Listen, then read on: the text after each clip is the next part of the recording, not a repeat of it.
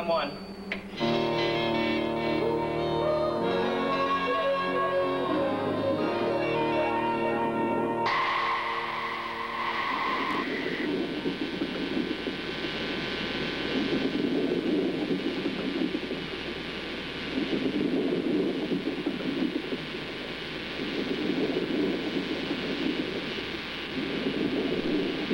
EM1 launch completed.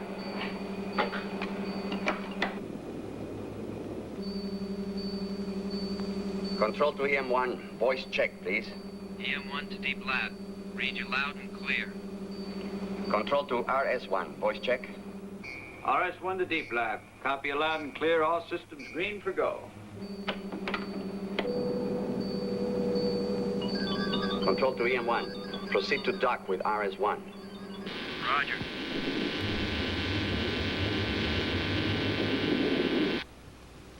The experimental module EM1 is about to hook up with the RS1, which will carry a piggyback to the operational area.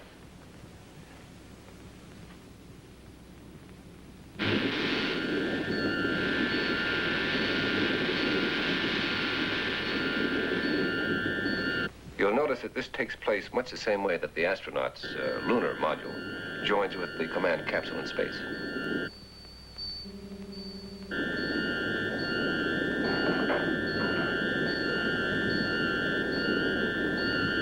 Docking completed. EM1, docking completed. Control to RS1. Proceed to test site. Roger.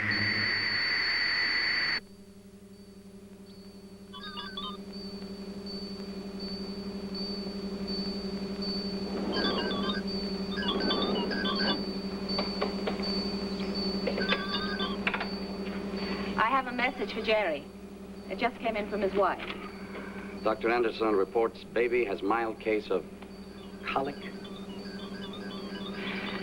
Dr. Brandt, Jerry Hollis is about to take part in a highly complex underwater experiment. Are you suggesting that I interrupt his concentration to inform him that his baby has a stomachache? He was worried about the baby. I'm suggesting his concentration will be better if he's relieved of that worry.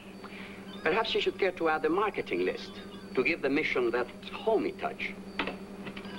Control to RS1. I have the following message. Dr. Anderson reports baby has mild case of colic. Colic. Thanks, that takes a load off my mind.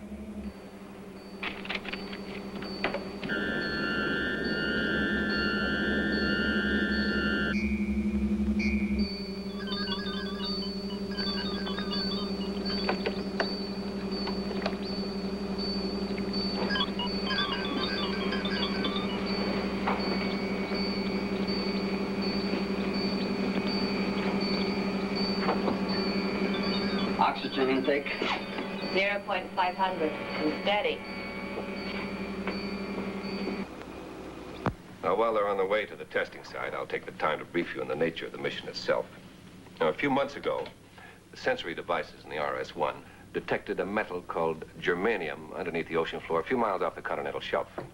Now, this metal is necessary in the manufacture of transistors, and up until now, it's been in very short supply in this country. But the indications are that that metal is there. Now, the RS-1 is too large to probe into the caves and the crevices and the canyons in the ocean bottom to find the best possible mining site, so we're going to use the EM1 for that. It will be taken down to a depth with its free swimmer never before reached by a human being without the protection of a pressure hull. Now, the space units used by the astronauts on the moon, those are pressure hulls. If you punctured one, the astronaut's body would explode. Now, the opposite is true of the diver. His body would, at a depth of 1,000 feet, be crushed by a pressure of 900,000 pounds. Now, our scientists in the deep lab have found a way to prevent this by saturating the body tissues with an equalizing counterpressure, by regulating the oxygen and the hydrogen intake and using computer-controlled techniques. This is automatically taken care of in the EM1. The diver in the EM1 is actually an extension of the submarine, and he can take that vehicle into places that otherwise could not be reached. How deep can he go? Dr. Delgado has tested it himself to a depth of 1,200 feet. Now, we're working on a system to go much deeper, but that hasn't been perfected yet. Do the potential results justify all the money and research that's been put into this whole concept? There's no question about that. The future lies right here. Food from the seas can stave off worldwide starvation. Enough minerals to keep industry running long after the mines on the shore have been exhausted. And water, which can be converted to more than satisfy all the world's agricultural needs. Now, the test should begin shortly. I've made arrangements for you gentlemen to monitor the conversations between Dr. Delgado and the two aquanauts during the actual operation. RS-1 to Deep Lab. Approaching target area.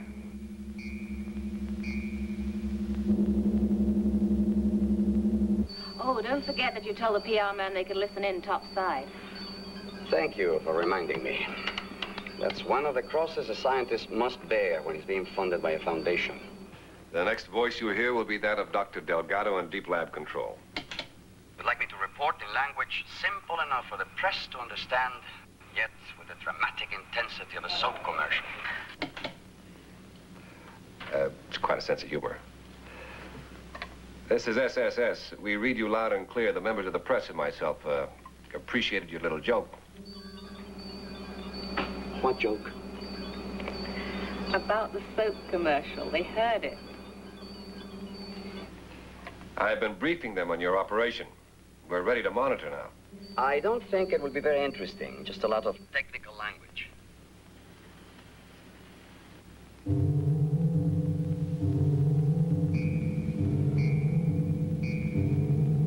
Over target area.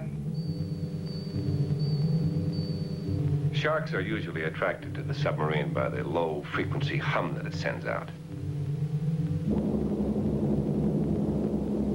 Final check. Oxyhydrogen mixture at 293. Lithium hydroxide at 2% saturation. OXH 293, LH 2.0. Proceed with dive. RS-1 heading down at 30-degree dive angle. Hang on, Bob.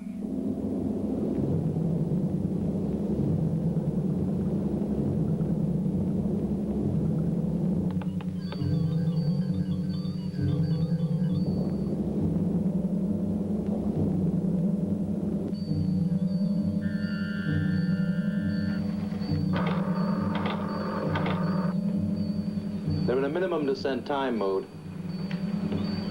Hollis, you Read the echo.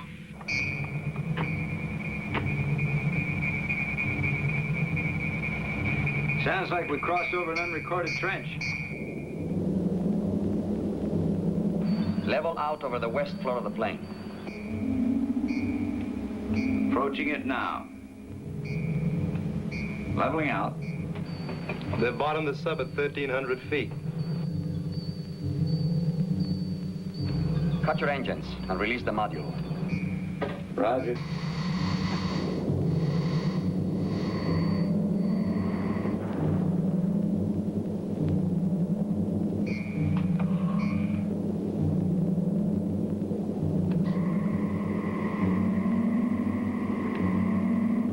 Release clear.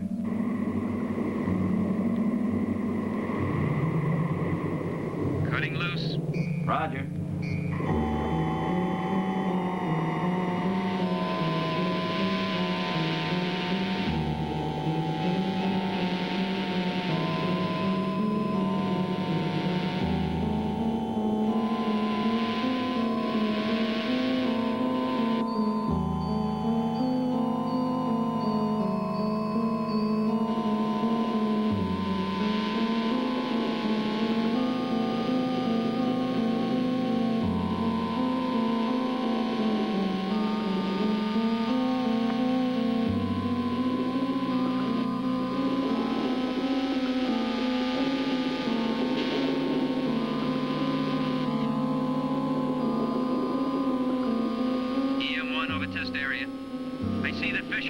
Can you place a charge to clear the area?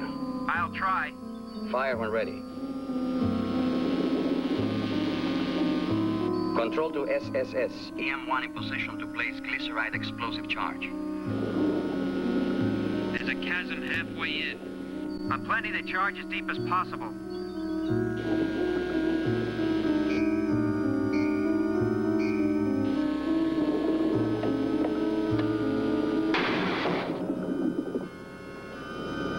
Charge released.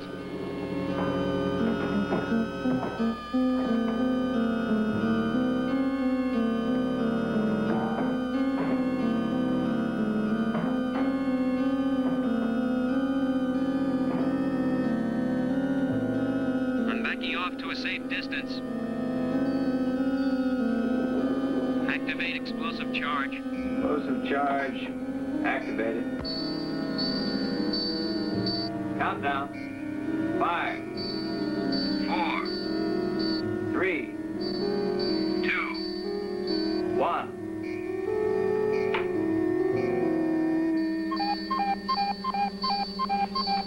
Dead air.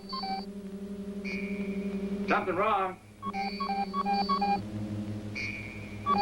Nothing on sonar. Bogan, any seismic tremor? Negative. No detonation here. Red light indicates no circuits. No go. Are you sure it's activated? My switches point to hot and heavy. Check your battery. Batteries checked. They're okay. EM1 to deep lab. I'm going to disconnect and take a look.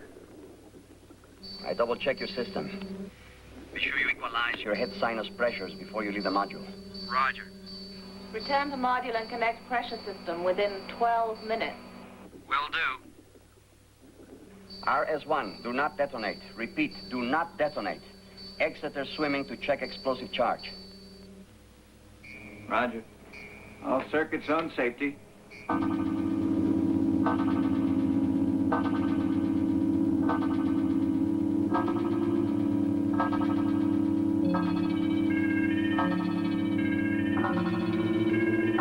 The detonator line disconnected.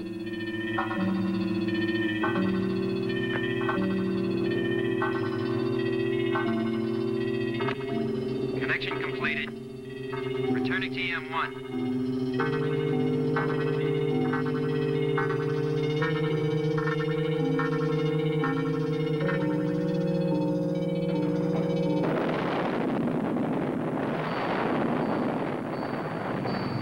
Exeter. Exeter. Celebration on now.